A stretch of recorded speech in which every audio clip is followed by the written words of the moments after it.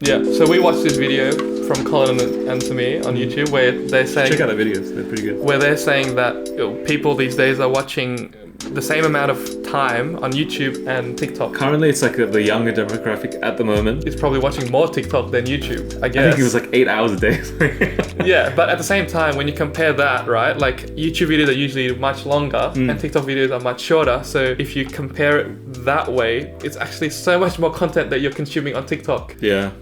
In terms of different creators, different variety. Do you think it's because it's addictive? I think it's very addictive. Like sometimes Make no 2 mistake. hours have passed and I'm like, what have I done the last 2 hours? Make no mistake. It's like gambling when you use it, but actually viewing it, it's also like Facebook. I think there was an article like the more random stuff they can serve you, the more addictive it is. So pokies. Poker machines. That's why that's so addictive, because you never know what's coming up next and you want to find out, and that's how you get hooked, right? Yeah.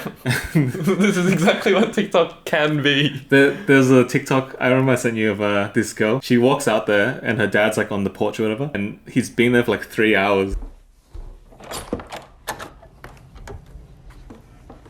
What are you doing? This TikTok is so addictive. Oh yeah. And when she walks out there, he's like, oh, "This is so addictive." He was there from 7:30 to 10:30, like at night, just like scrolling TikTok.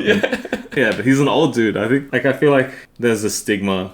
TikTok's only for young people who dance. Yeah, that's the main incorrect. stigma, and that's why people don't want to get into it. Yeah. But there's actually so much more. Like, We don't work with TikTok. yeah, we definitely don't work with TikTok, and we're definitely gonna be talking about the bad things. And We both like, got verified. Yeah. Yeah. And we both got our username, so Yeah. that's good. It's like, I think as a creator, We're not getting paid to convince you to jump on. Just Yes. make that clear. I think as a creator, we're noticing that there's a trend in the way content is moving. being made and viewed, and Consumption's going to change. Yes. Like varied. so Instagram's trying to bring out an app called a part of Instagram called Reels, where it's trying to be a TikTok competitor. They're all scared. Um, I definitely know that, like, they've seen all the numbers and they're definitely scared. YouTube is bringing out one as well. Shorts, yeah. And so everyone's trying to get in on it, but I feel like TikTok has a hold on them because they have the music. I think music is one of probably the most important thing TikTok has. They have a culture.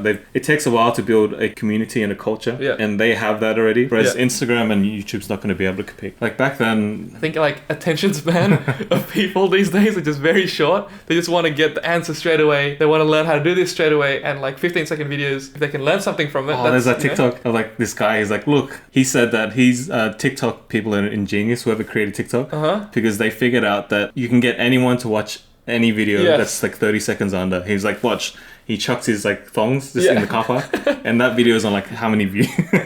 But There are It's super true, though. random, stupid videos on TikTok that do very well. But I think like as a whole, the ones that go viral have like some substance to it. Like there are, well, like- you can have a video go viral, but like there's no conversion.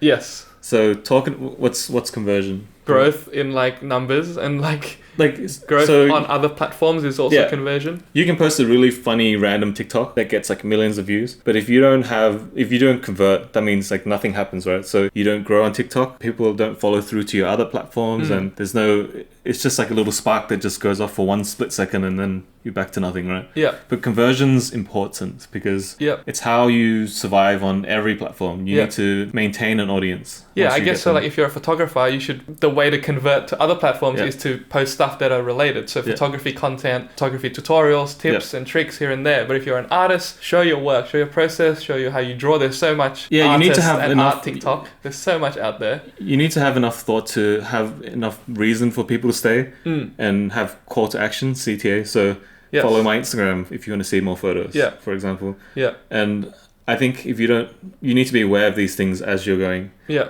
There's But a I lot of mean, when you TikToks- start, just post whatever, Yeah, right? like have fun with it. Yeah. There are a lot of TikToks where they do series. So like I'm gonna build out my van, and then like episode 1, like Yes. like every day something happens, and Yeah, that's why you would the follow. trading from a bobby pin one. Yeah. So there's this girl who started a TikTok where she's like, I'm gonna trade my way from a bobby pin all the way to a house. I'm trading a single bobby pin until I get a house.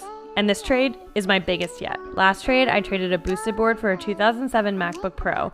And for a week and a half straight, I went and looked at tons of possible trades. And she started from a bobby pin, and then she got like Like a camera and like shoes, and she's up Yeah. to an iPhone 11 Pro. at the moment. Yeah, so it's like very interesting to keep watching and see where she goes next with it. Her goal is to get a house from it, but it's very interesting to see that she can trade a bobby pin all the way to like a phone now. I feel like she would be successful on any platform, anytime. The idea is very intriguing. But is that just one YouTube video? You know what I mean? No, it's going to take her long. So this... I guess like from one item to the next item, she can build up a story around. Let's talk about some success stories. When I first joined, I was skeptical. Like, I think everyone's skeptical. Yeah, but I was like early, right? I saw someone join TikTok and I was like, hey, I'm just going to jump on to grab my username, which I couldn't get. Yeah. And you couldn't get yours either. Yeah. But then, like, eventually I scrolled through it a few times and then I started to see what it was about. We were in America and you were just lying in the bed laughing non-stop. And TK, James and I were like, what's wrong with this guy? He's crazy. Why are you laughing so much? Well, now... If you like memes, I like memes. If you like memes, you like TikTok. But it's just so much funny stuff. I mean, different levels of humor too, right? Like... Yeah. Whatever type of humor you have, I think it's on TikTok. You need to understand that TikTok is just a video platform.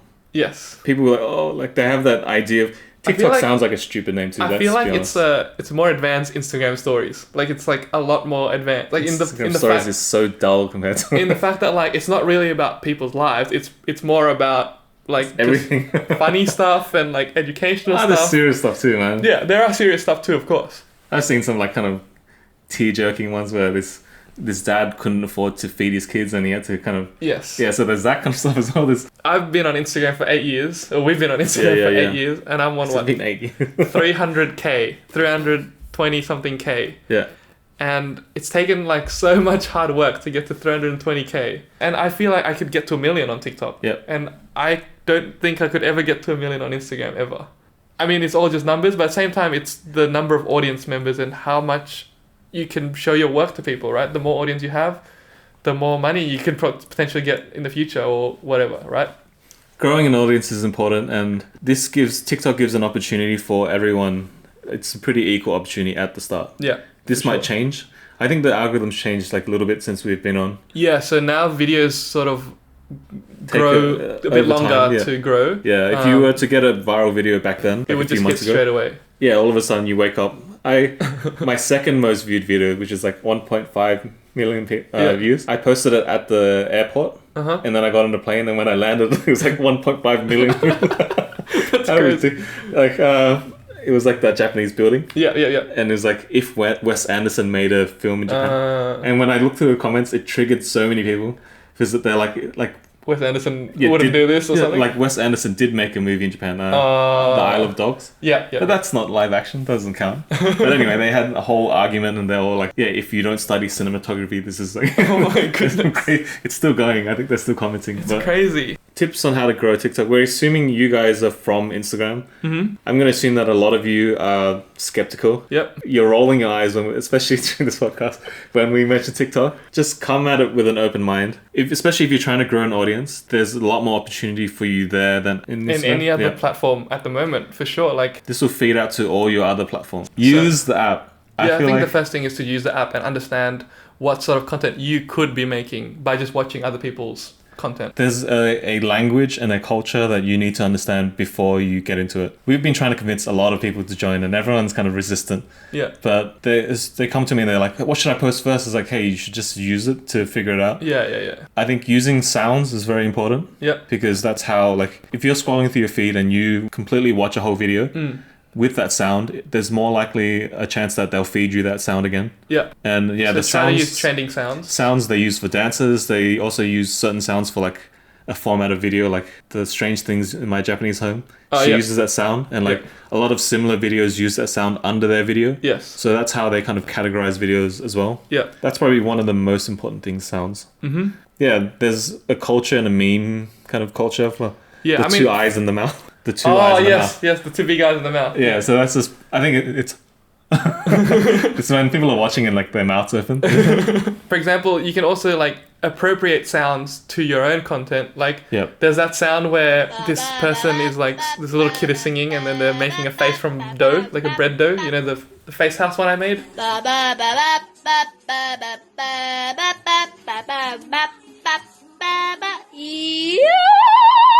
where I pulled the mouth. Yeah. And so I appropriated that from a bread dough. Oh, yeah. I get what you're saying now. And then I appropriated it to my own content, which is the face house that I... Yeah.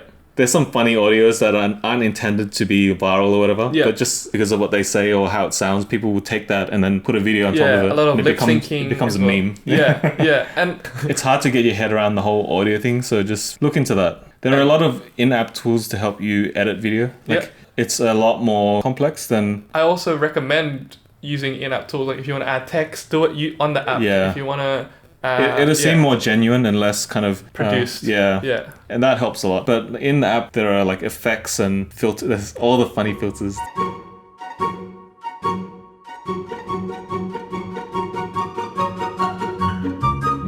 Yeah. All the change the sky to whatever, all the face stuff. Yeah, there's heaps. Yeah. I think they're definitely way ahead of Instagram in that respect. Yeah. There's a voice over button, so the filters are kind of like Snapchat, right? In a way, like it's like Snapchat filters built into the app. Instagram has it as well, and especially when they open it up to like you can do your own filters or whatever. Yeah. But like they're not as good as if some like a company produces them. Yeah. There's a lot of my favorite filters. You know, the CDI look.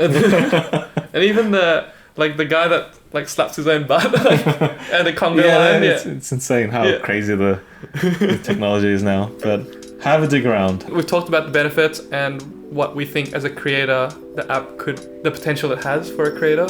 So now let's talk about the bad stuff on what is happening currently with all this stuff. Hey, thanks for watching. If you'd like to listen to the full podcast episode, head over to Spotify or iTunes.